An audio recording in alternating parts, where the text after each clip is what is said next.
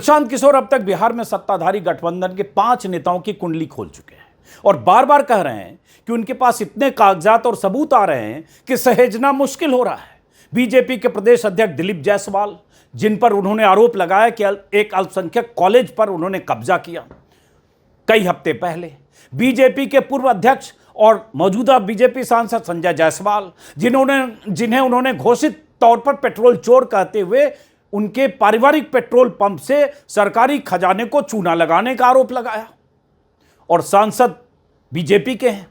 स्वास्थ्य मंत्री मंगल पांडे, जिन पर उन्होंने आरोप कई तरह के लगाए, द्वारका में मकान खरीदने में दिलीप जायसवाल से पिता के अकाउंट के रूट से पैसे लेने से लेकर और कई आरोप। उप मुख्यमंत्री सम्राट चौधरी और ग्रामीण विकास मंत्री अशोक चौधरी की कुंडली तो खोल ही चुके हैं। हालत यह है कि प्रशांत किशोर के बारे में इतना उनके आरोप और इतना उनके बयानों के बाद भी बीजेपी और जेडीयू नेता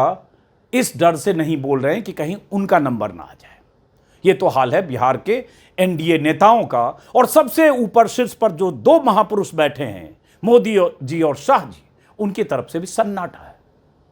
अब बिहार में दौरे शुरू होने वाले हैं, प्रधानमंत्री मोदी के भी और अमित शाह के भी। प्रधानमंत्री मोदी का वो बयान आपको याद होगा पहले टर्म में,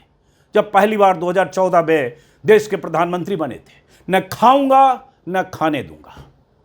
न खाता हूं न खाने दूंगा। नीतीश कुमार भी खुद को सुशासन बाबू कहते हैं, क्लीन इमेज का लबादा ओढ़ते हैं,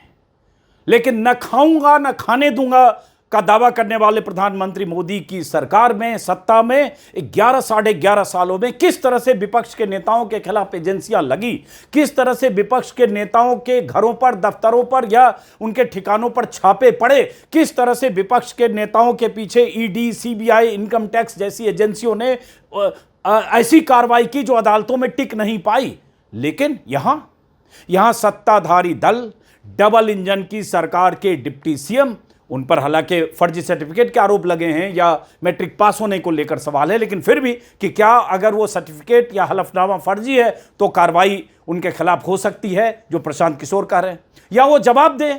कि उन्होंने कहां से मैट्रिक पास किया। अशोक चौधरी, जिन पर 200 करोड़ की बेनामी संपत्ति का आरोप है, और सांसद और बीजेपी के 2 सांसदों के बारे में तो बयान है।